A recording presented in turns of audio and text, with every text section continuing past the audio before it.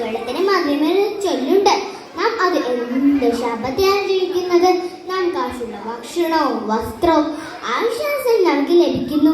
ഇതൊന്നുമില്ലാത്ത കുറേ കുഞ്ഞുങ്ങൾ നമ്മുടെ ചുറ്റുപാടും ജീവിക്കുന്നു.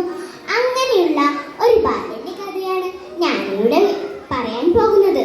എൻ്റെ കഥയുടെ പേരാണെന്നോ ആഗ്രഹം.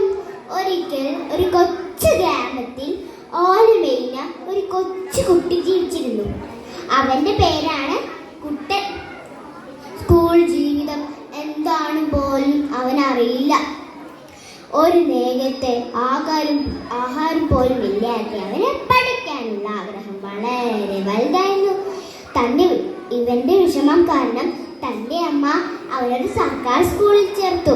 സ്കൂളിലെത്തിയതും എല്ലാവർക്കും പുതിയ ബാഗുകൾ, ചെരുപ്പ് മുതൽ ഇത് കണ്ടത് കുഞ്ഞിനെ മുതൽ നമുക്ക് നോക്കാനേ കഴിയില്ല. അന്ന് അവിടെ വെച്ച് കുട്ടന് ബാബു എന്നൊരു സുഖത്തിനെ കിട്ടി. അവൻ വളരെ ദരിദ്രനായിരുന്നു. ഒരു ദിവസം കുട്ടൻ ബാബുവിനോട് ചോദിച്ചു, നിന്റെ വീട് ഓലയാണോ ഓടാണോ? ബാബു പറഞ്ഞു, മാളികപ്പുറമുള്ള വീട്. ഇഷ്ടത്തോടെ ചോദിച്ചു, മാളികപ്പുറമുള്ള വീടോ? അതെന്താ?